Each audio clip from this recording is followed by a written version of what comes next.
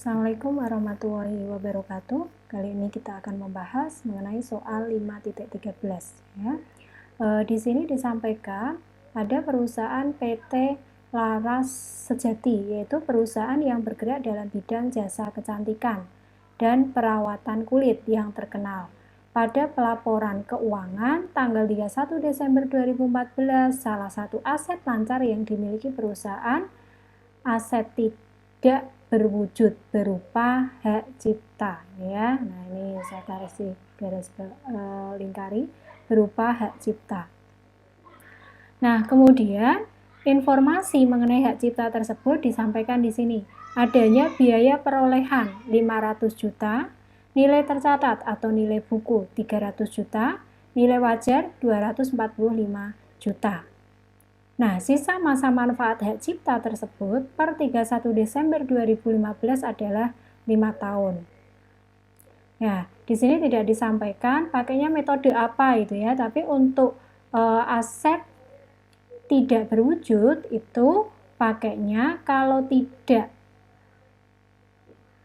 dengan menggunakan metode garis lurus, yaitu menggunakan metode saldo menurun, tapi kebanyakan itu adalah menggunakan metode garis lurus. Maka ini kita anggap menggunakan metode garis lurus, karena memang ketika tidak disampaikan metodenya menggunakan apa, berarti metode amortisasinya yaitu menggunakan garis lurus ya. Jadi beda memang kalau aset tetap berwujud itu penyusutannya dinamakan dengan depresiasi, tapi kalau untuk aset tetap tidak berwujud maka namanya adalah amortisasi. Bagaimana kalau untuk penyusutan sumber daya alam maka namanya depresi, begitu ya. Nah, di sini pertanyaannya, saudara diminta yang pertama menyusun jurnal jika ada untuk mencatat penurunan nilai pada tanggal 31 Desember 2014. Yang kedua, saudara diminta untuk menyusun jurnal mengenai pencatatan amortisasi hak cipta di tanggal 31 Desember 2015. Yang ketiga, saudara diminta untuk menghitung nilai terpulihkan dari hak cipta tersebut pada tanggal 31 Desember 2016 sebesar 210 juta dan sekaligus disusunlah jurnalnya atas peningkatan nilai tersebut. Berikut kita jawab terlebih dahulu pertanyaan nomor 1. Mencatat penurunan nilai tanggal 31 Desember 2014. Nah, nomor 1, untuk mencari penurunan nilai maka kita bandingkan antara nilai buku dengan nilai wajar. Nilai bukunya berapa? 300 juta. Nilai wajarnya berapa? 245 juta pada tanggal 31 Desember 2014. Nah, karena nilai buku lebih tinggi dibandingkan dengan nilai wajar, maka hak cipta tersebut mengalami apa yang namanya penurunan nilai dari hak cipta.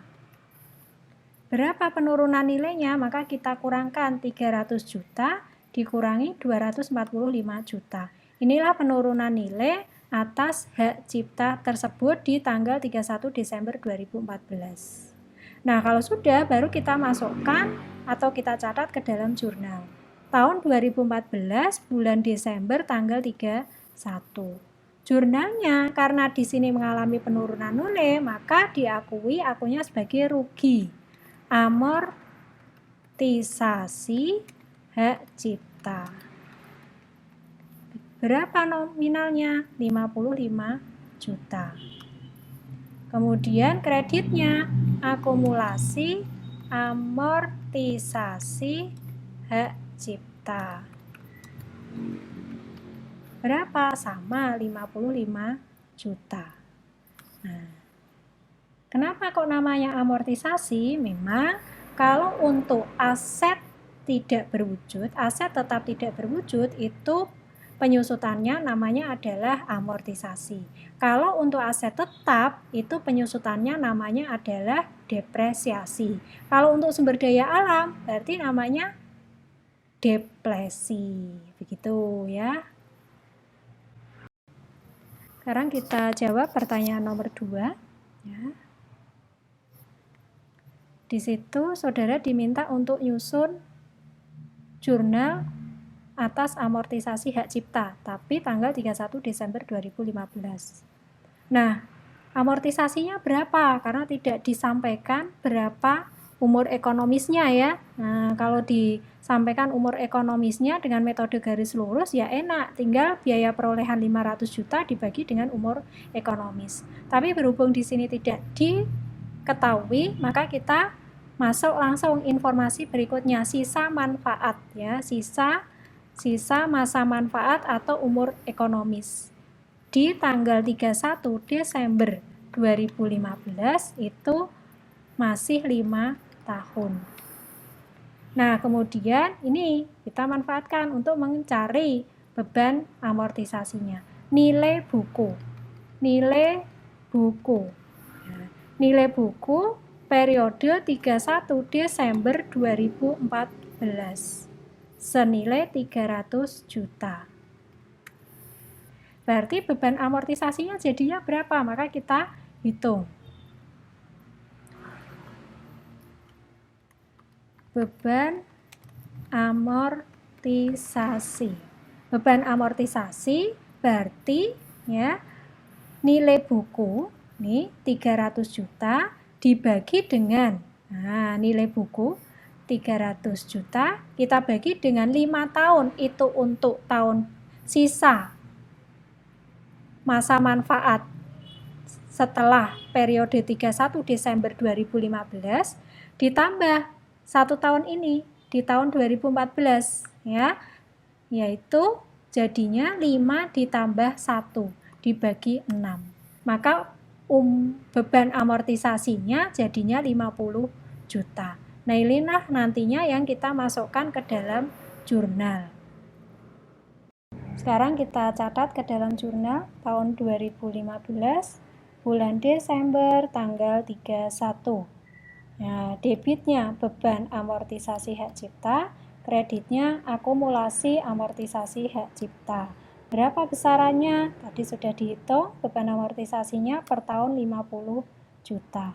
Nah, itulah jurnalnya, debitnya beban amortisasi, kreditnya akumulasi amortisasi atas hak cipta sebesar 50 juta. Sekarang kita bahas untuk yang pertanyaan terakhir, nomor 3, yaitu diminta untuk menyusun jurnal juga di tanggal 31 Desember dengan nilai terpulihkan 210 juta. Maka kita tulis dulu nilai terpulihkan di tanggal 31 Desember 2016 sebesar 210 juta.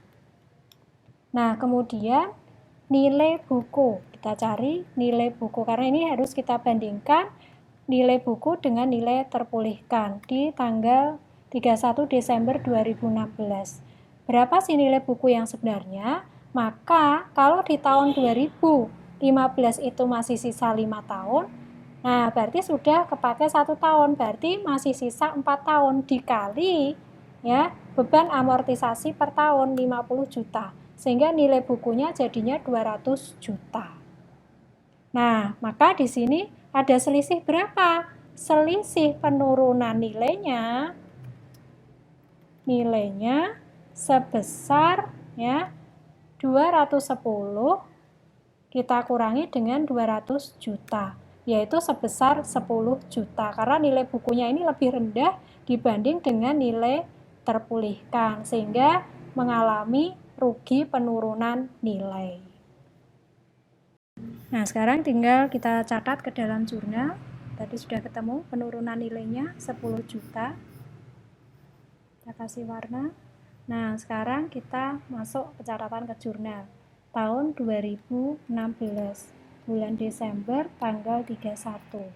Nah, jurnalnya karena adanya penurunan nilai, berarti debitnya ya rugi gitu ya. Rugi amortisasi hak cipta, kreditnya akumulasi amortisasi hak cipta. Berapa besarannya? 10 juta.